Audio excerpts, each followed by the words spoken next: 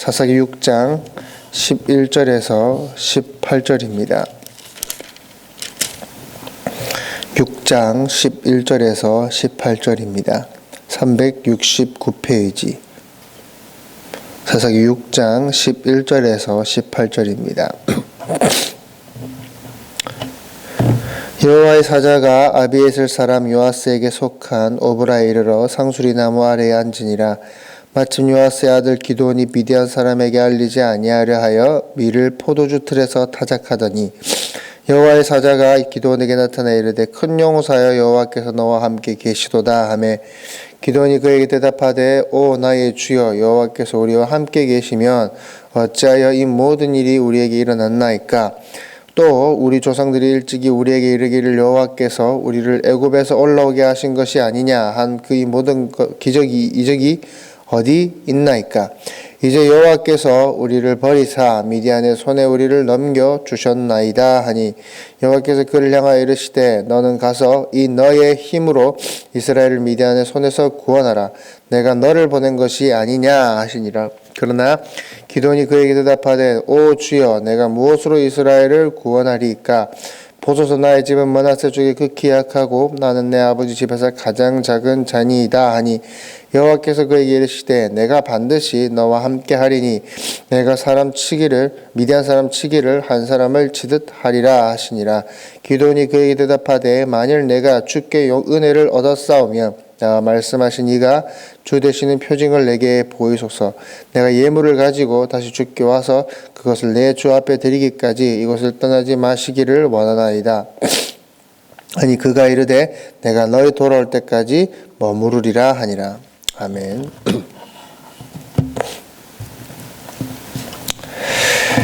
24절에 보면 6장 24절에 보면 기드온이 여호와를 위하여 거기서 제단을 쌓고 그것을 여호와 샬롬이라 하였더라 라는 말이 나옵니다. 우리가 잘 아는 여호와 샬롬이라는 단어입니다. 여호와는 언약의 하나님을 특별히 지칭할 때 쓰이는 단어입니다. 그리고 샬롬은 모두가 잘 알고 계시다시피 평안이라는 뜻을 가진 단어입니다. 합치면 하나님은 평강이시다. 하나님의 평강이라는 하나님의 평안이라는 뜻입니다. 그러나 오늘 본문에 보면 이 여호와 샬롬이라는 그 평강의 하나님이라는 단어가 오히려 평강할 때가 아니라 평안할 때가 아니라 오히려 조금은 불편한 상황에서 여호와 샬롬이라는 단어가 나옵니다. 뭔가 지금 나라가 불안하고 나라가 미디안 지배 아래 있고 또 모든 것이 하나님 앞에서 밝히 드러난 자신의 부끄러움 상태가 드러난 그러한 모습에서 지금 여호와 샬롬이 나옵니다.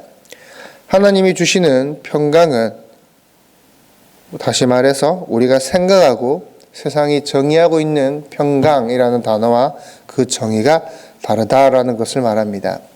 하나님 앞에 완전히 벌거벗겨진 상태, 비록 우리의 환경과 우리의 조건은 뭔가 어둡고 뭔가 힘들더라도 하나님 앞에 내가 완전히 드러난 벌거벗은 상태, 내가 하나님 앞에 민낯이 드러난 그 상태, 그러나 그 상태가 오히려 은혜이고 평강이다라고 성경은 이야기를 합니다.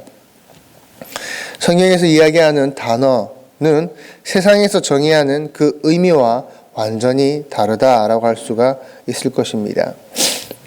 기드온은 겁쟁이였습니다. 그러나 그가 300명과 함께 미디안 사람들과 싸울 때 그가 한 것이라고는 아무것도 없었습니다.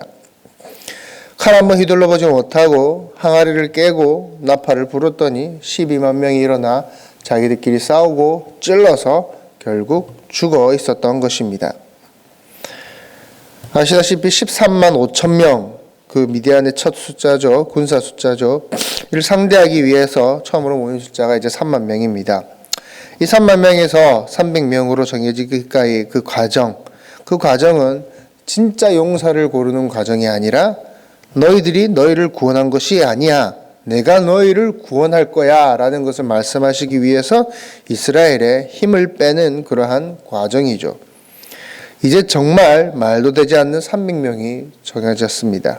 300명으로 또 말도 되지 않는 방법으로 미디안 군사를 결국에 이기게 됩니다. 이 과정에서 기드온이 어떠한 용맹성을 보여주었거나 지도력을 보여주었거나 또는 통찰력을 보여주었다면 좋았겠지만 그는 아무것도 보여주지 못합니다. 다시 말해서 한 가지 분명한 것은 세상이 정의하고 있는 용사의 정의와 성경에서 말하는 하나님께서 말씀하시는 용사의 정의는 다르다라는 것입니다.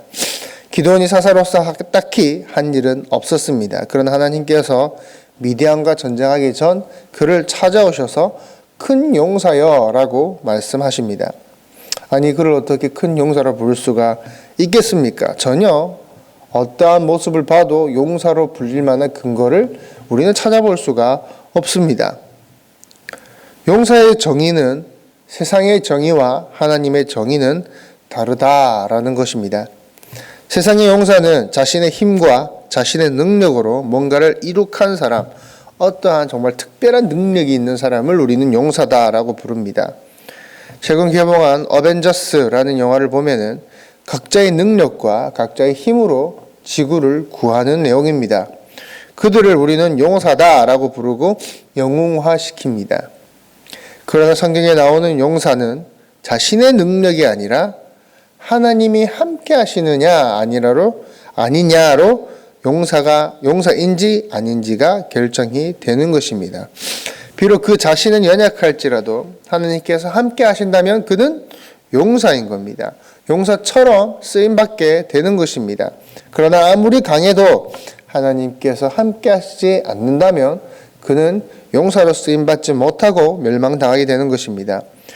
여러분이 잘 아시는 삼손, 그가 가진 힘은 무지막지했습니다. 그러나 하나님께서 함께 하시지 않을 때는 그는 어린아이와 같이 아무 힘도 발휘하지 못하게 되었던 것입니다. 우리도 마찬가지입니다. 우리의 발걸음 가운데, 여러분이 가는 그 길 가운데 하나님께서 함께 하시느냐 함께하지 않느냐를 우리는 보아야 하는 것입니다. 우리 개인적인 능력, 우리 개인적인 어떠한 자질 가지고 있는 그런 것과는 상관이 없이 우리는 그분께서 함께 하실 때, 하나님께서 함께 하실 때 우리는 용사로 세워지게 되는 것입니다. 쓰임받게 되는 것입니다. 오늘 기도하실 때 하나님께서 주시는 그 은혜로 말미암아 비록 우리는 아무것도 가진 것이 없지만 하나님께서 주시는 그 능력으로 하나님께서 함께 하심으로 이 세상에 용사같이 하나님 앞에 쓰임받기 원합니다 라고 우리는 기도해야 할 것입니다. 기도하겠습니다.